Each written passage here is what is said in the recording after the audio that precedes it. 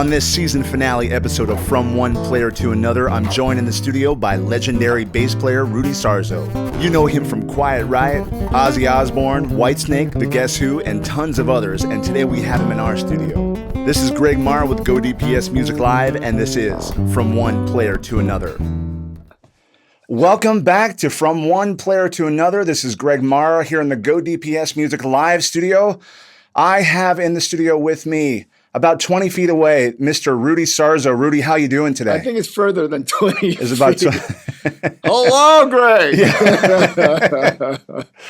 Well, Rudy, I like to start my interviews with how I became acquainted with a particular artist. Some is, I have to do education, I have to do some research. But in your case, I'll just say it. When I was 9 or 10, our local FM radio in Pittsburgh played Come On, Feel the Noise. Now, not only did they play it, they played it maybe every 10 minutes. And then MTV was a big thing. When we first got MTV, it kind of opened us up to the rest of the world. Growing up in Pittsburgh, I really didn't know, except for Hit Parader magazine, Circus magazine, Cream. I didn't know what the world was like. But we got to learn about Rudy Sarzo and Quiet Riot back in the early 80s. So that's my introduction to Rudy Sarzo. That's my personal introduction. So, well, great to see you. And may I add that now it's much better. I mean, there's more intimacy between the musicians and the fans. And I say fans because I've been a fan longer than I've been a professional musician. And but there's certain things. I mean, I grew up in an era where I really appreciated the mystique. Leave it up to your imagination to what's actually going on the tour bus. Right. And there's like iPhone videos of what's happening in the tour bus, and it's usually not very exciting. Yeah. So I mean, sometimes too much information is just it creates It takes away from the myth and the fantasy of what it could be, because you create that in your head. Right. Like, for example, when I first started touring with Ozzy, I had some harsh realizations of like, boy, this is a business. It's a really tough business, because it was the first time that I was actually in a touring recording band, playing with Ozzy Osbourne. And it was like the responsibility of every night you have to recreate that masterpiece that the audience saw the night before in another town. Yeah. So there's a lot of discipline that is involved, not only with your musicianship but with your lifestyle too. Right. Well, we, like I told you, we grew up watching MTV religiously, and Quiet Riot was all over the airwaves. But the thing that's kind of cool is I always like to think of life as sort of like, even though you might not have met someone in person, you have this cast of characters that are in your life. You were sort of there for 2.5 decades of my life, because you talk about Quiet Riot, through the Ozzy years, and then Whitesnake. Today, I bought your bass. You have a signature Sawtooth bass. It's just really amazing. This is mine. Yeah. And show me yours later. Yes, sir. Yeah, absolutely. I'll show you mine, you show me yours. So I think let's talk a little bit about how you got sort of associated with Sawtooth, how you built your bass and that process. I actually was very organic. I was, before we started working on this original design, signature model, Sawtooth, my signature model, Rudy Sarzo, we were already doing some things. I was using some of the bags. Right. Because that's one of the things that really got me interested in working with Sawtooth, with Chromacast also, which is a division, It's the bags that they created, because I had some instruments that I could not even take to the studio because they didn't fit. This particular basses, they didn't fit in the bags. Right. So that's what was one of the first things that we did. We created like a universal bag. So no matter how, long of an instrument it is, as far as the scale goes, it would actually fit in this one bag. Even odd shape, like a Thunderbird bass, it would fit in that one bag. And the quality was is spectacular, because those bags, these basses come with those particular bags. It's the acoustic version of the bag. And then there's also an electric bass version of the bag, which is the first design that we worked on. And so it was just natural when Joe Foucault asked me to, hey, are you interested on a bass? And I said, well, I already have some signature models with another brand for electric bass, but not an acoustic bass. Yes. And I own a few acoustic basses from different brands, but I was never totally satisfied because I found that in those basses, there was a physical transition that I have to make to adjust to the feel of the acoustic bass versus the electric bass. So the first thing that we did, it was like look at with the design that the transition from playing the electric to this acoustic is flawless. You don't have to adjust to it. Absolutely. It just feels as tight as an electric bass, especially the open strings.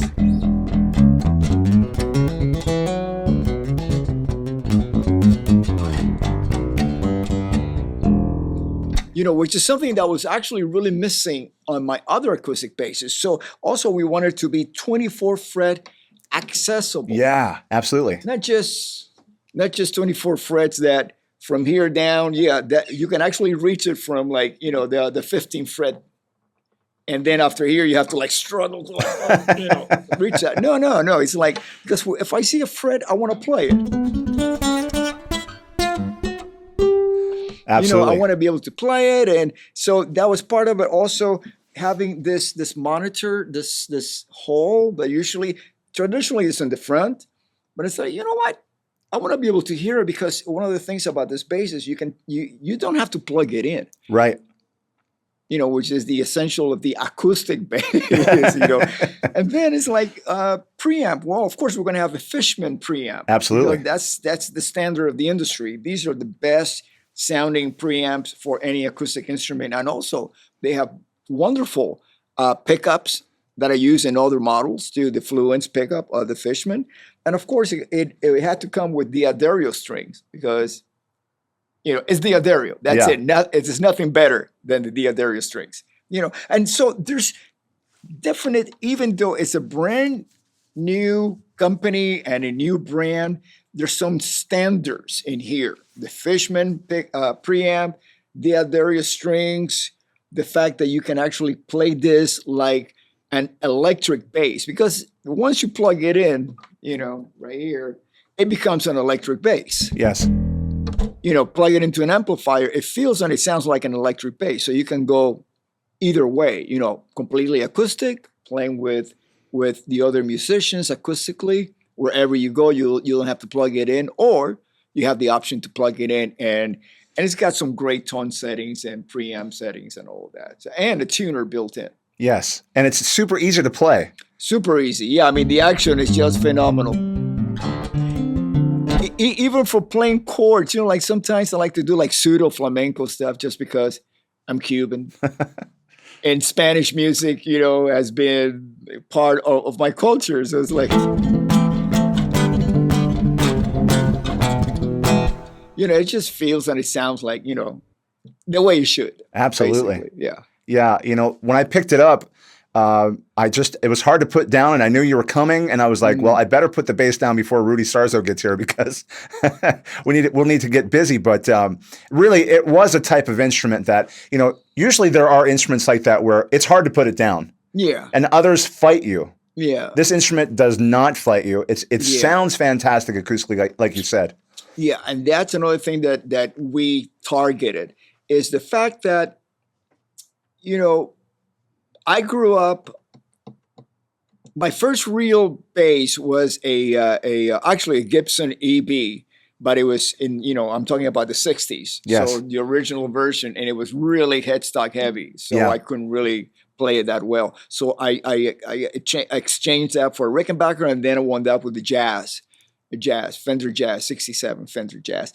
And I learned from that actually having such a professional instrument that took me from being in garage bands to playing with Ozzy Yeah. I only had one bass during that whole period. Wow. Once I bought the Fender Jazz, Yeah. I played that bass for about 12, 13 years. No backup? Did No you have backup. Wow. No backup. Did you No ever break backup. strings? Well, you try not to. It has happened. Yeah. It hasn't happened lately. I mean, the Adarius are so consistent that Yeah. I can't even remember the last time that I broke a string, and I've been playing the Adarius string for like 20 years now. Wow. you know? Yeah. And but back in the day, yeah, you used to break strings, Yeah. not because of your technique being poor, but because things were not as precise or consistent Right. in quality control as they are today, because it's very competitive. Right. You know, there are certain brands that dominated the strings companies, and so they didn't have competition. Now it's very competitive. You know, you can't go on stage and start breaking strings because you just have to switch to somebody else that would be consistent, like the Adario is. Yeah. Right.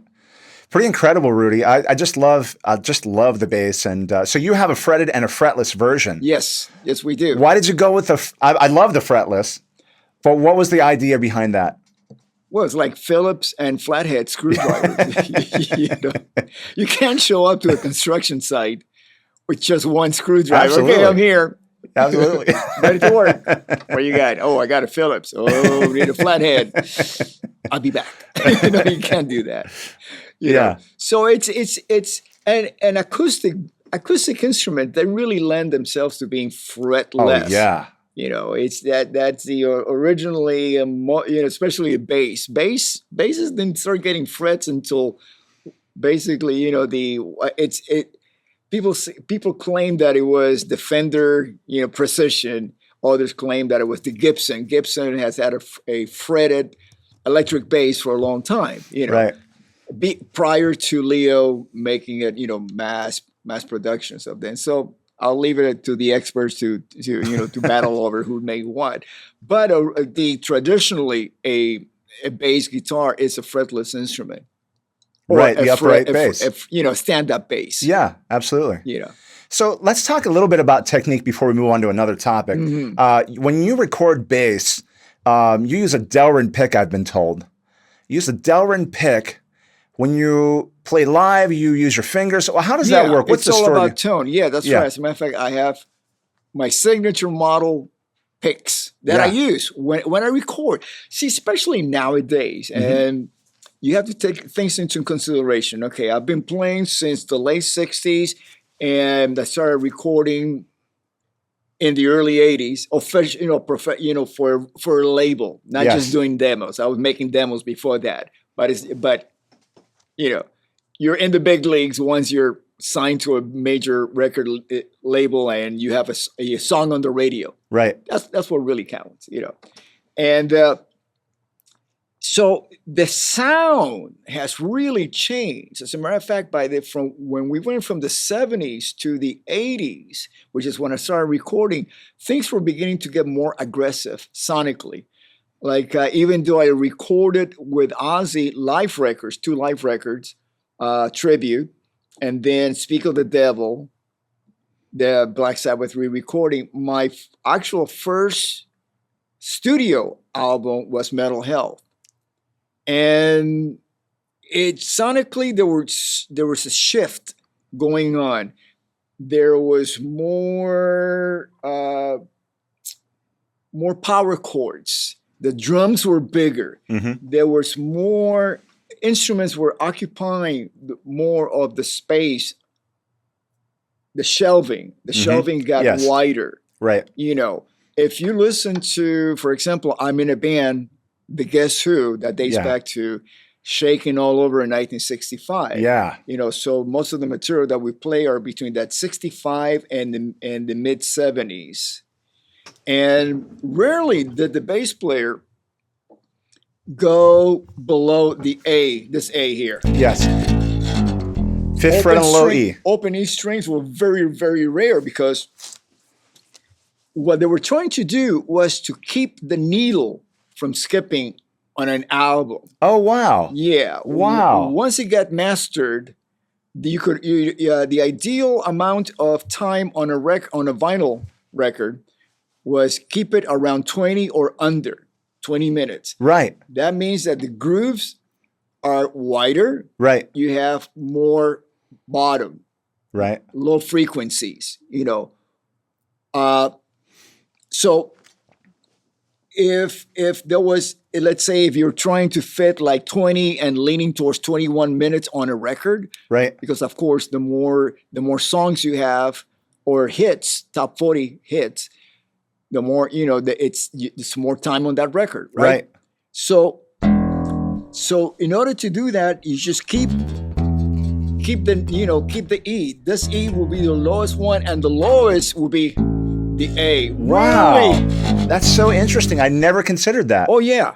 So yeah, Wow. I mean, there was a reason, and you will work with producers, engineers that would ask you to do that. Sometimes they won't even tell you why. Right. And the time that you say, but why? They say, well, this is the reason why. Wow. And then you go, okay, I get it. So Yeah. by the time we got to CDs, Right. is when we start expanding, and sounds began to expand. CDs came in like around the Mid-80s? well, actually, I had a Quiet Riot CD in '84. Wow. That's 85, incredible. But I'm sure CDs came out sporadically. Yes. There wasn't like a big release but everybody had CDs, Right. Because people had to go and buy the CD player. Right.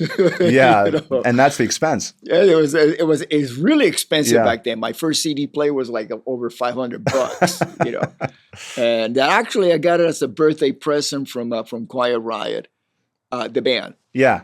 And then every time that I would tour in Japan, since we were signed to Sony, Columbia, Sony being a subsidiary of, or eventually Sony bought Columbia. So every time we would go to Japan, we would get like the latest, even Yeah. like CD players that were not even out Yeah. in the US yet, And so anyway, so the CD and the capacity of the CD, the capacity of the CD, whoever came up with the algorithm Mhm. of, how much time are we going to have in a CD? The bar was set to Beethoven's Fifth. We need as much as to have the whole Beethoven's Fifth fit into one CD. So for a Wow. while it was like that, the Yeah. capacity, and then it got extended to a wider capacity, Right. right? So what happens is musicians figure, oh, whoa, that means that we can put more songs in there Yeah. and make more money in publishing Yeah. and raise the price. And record companies said, well, we have to raise the price of the CD because Yeah. if we're going to pay you more publishing for these songs, we're going to have to raise the price. So that was kind of like the demise of the CD, because it got to the point that a lot of bands were just putting in fillers. Yeah. Yeah. And the consumers are going, why am I paying $20 for a CD when 5 years ago I could buy this for like $10? Right. And maybe only like 3 or 4 songs. Yes. Yeah. Well, I mean, yeah, because what happens is with a lot of bands that got big, very Yeah. famous, it was a quick turnaround. You go on tour, world tour, you're huge, you're on the road for about a year and a half. You're gonna get off the road. You're gonna be given 3 months to pre-production, make the record, and put you back on the cycle again, which means that you're going to be released right before summer.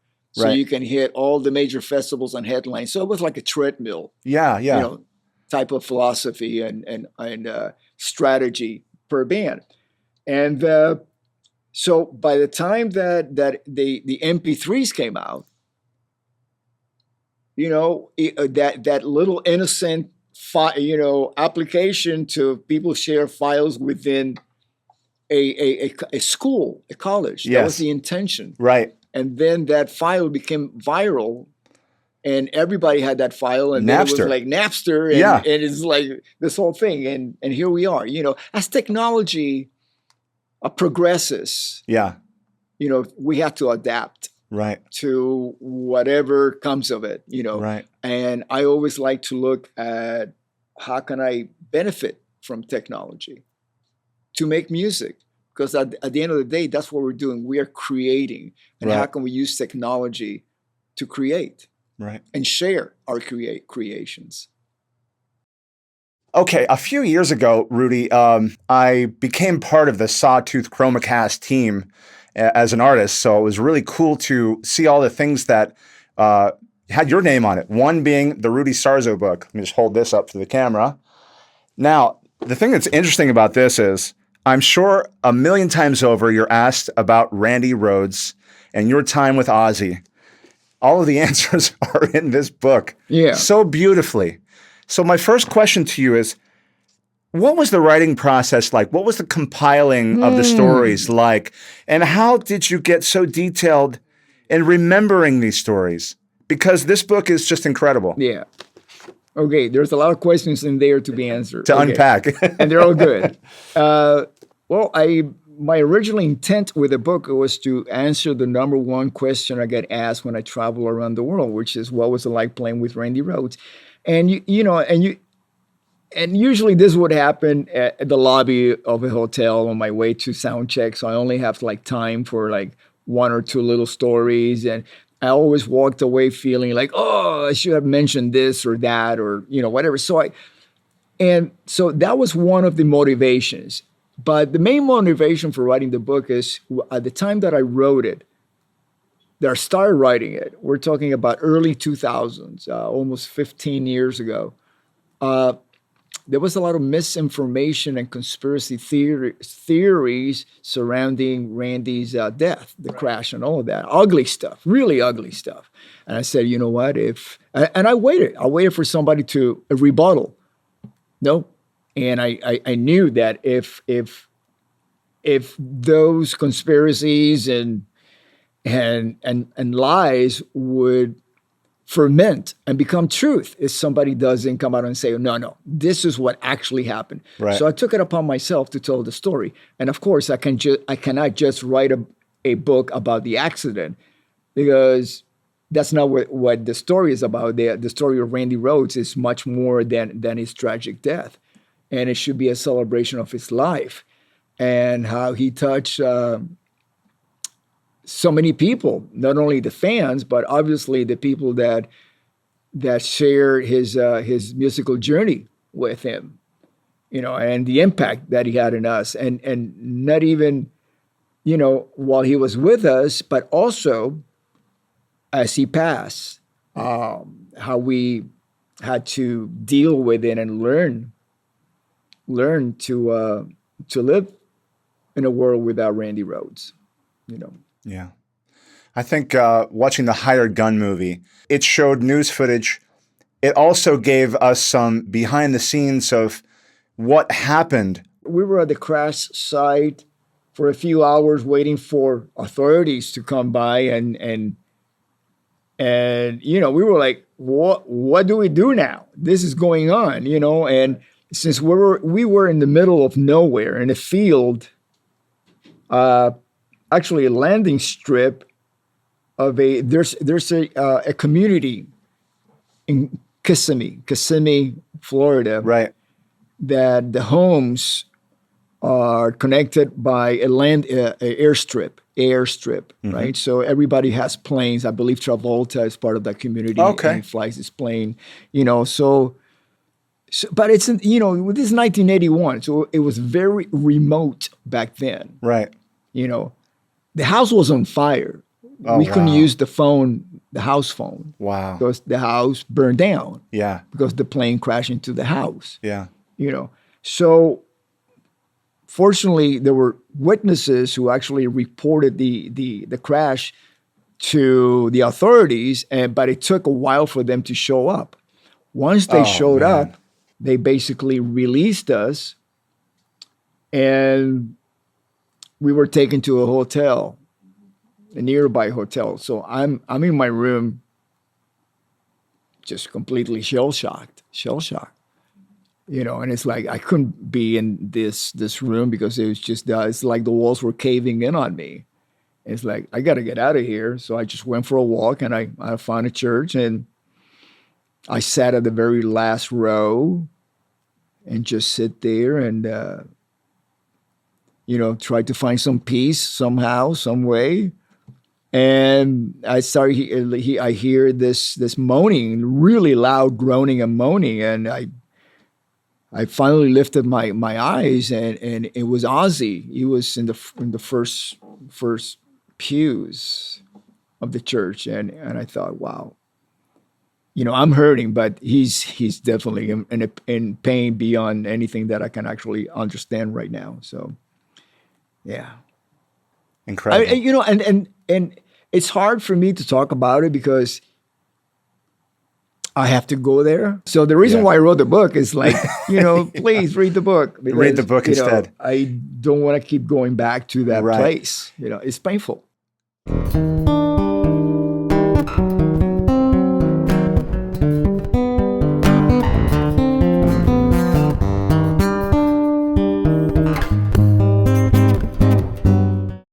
Can we rewind to teaching at Musonia? Yeah.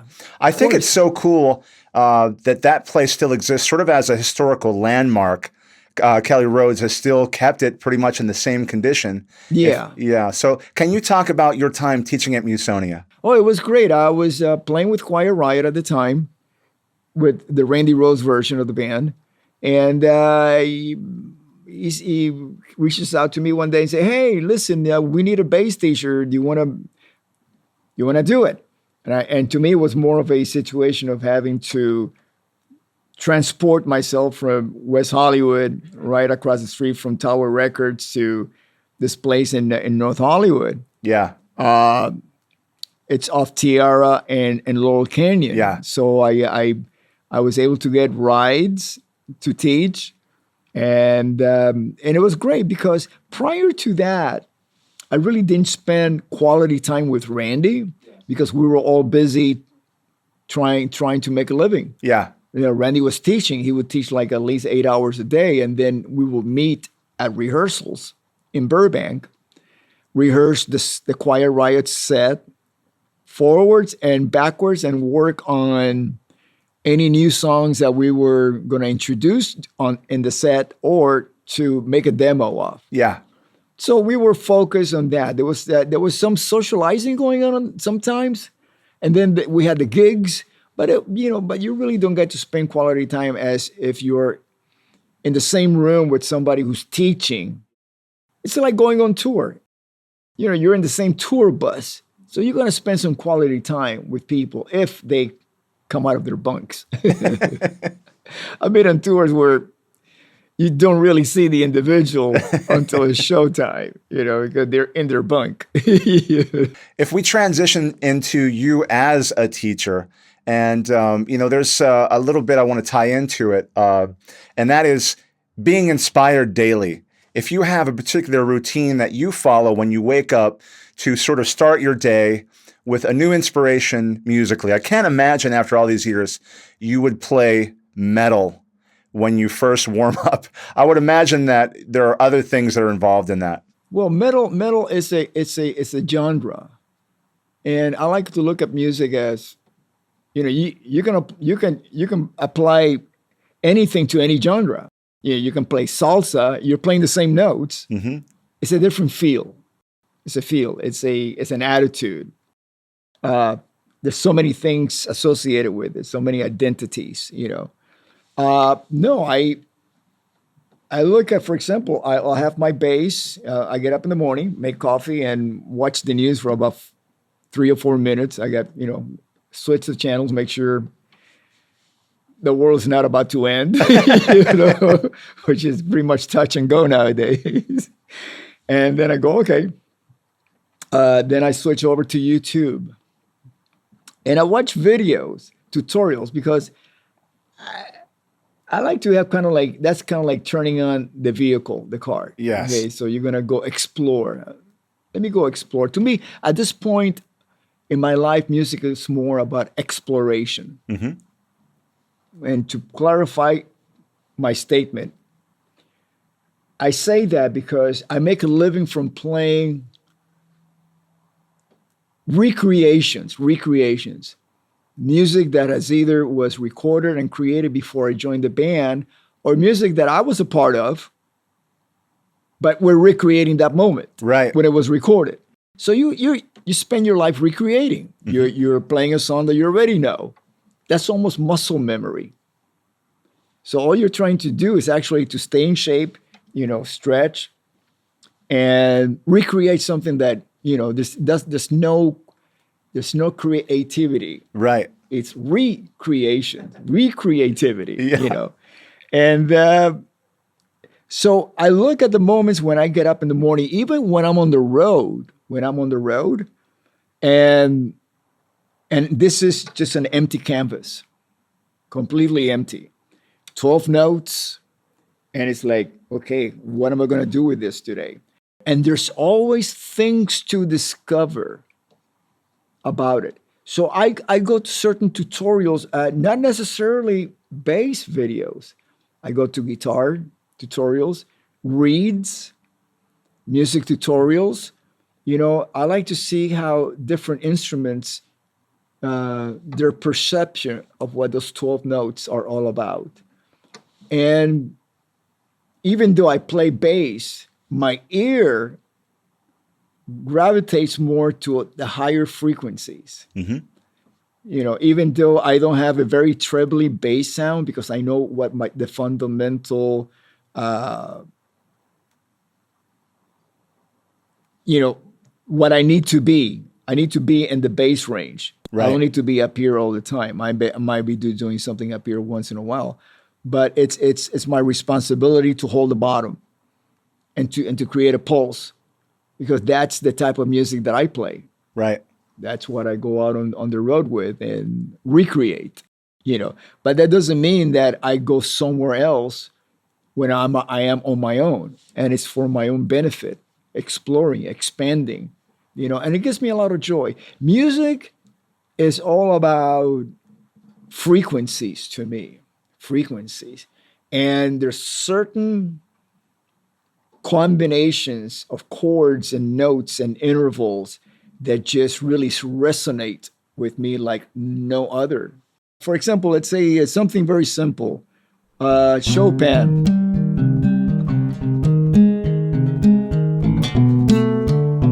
This change of the C,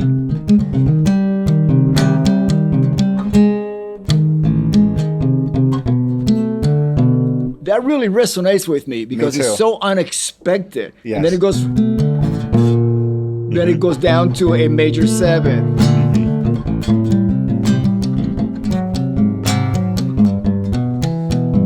And then Beautiful. There is the, tension and release. You're releasing it to the G, G6. And it's that tension and release that really, that's what I look for. Mm-hmm. Because it's life. Life is a sequence of tense moments, and the release of it. It's like the joy of it, Because if it's all about release, then it's boring. Right. It's like, oh, okay, so, so what happened today? Oh, nothing. It's all good. Well, we're going to be starting a new program with you where you teach. So this is a good introduction to that. Hey everybody, this is Rudy Sarzo right here at the Sawtooth headquarters, and I want to tell you about the new tutorial shows that I'm going to be having, and it's going to be based on your questions, what you guys want to know about life on the road, going on tour, recording, music theory, anything. Just ask Rudy. That's the name of the show. Ask Rudy right here at godpsmusic.com. And my show address, so you can ask the questions, is askrudy at go-dps.com.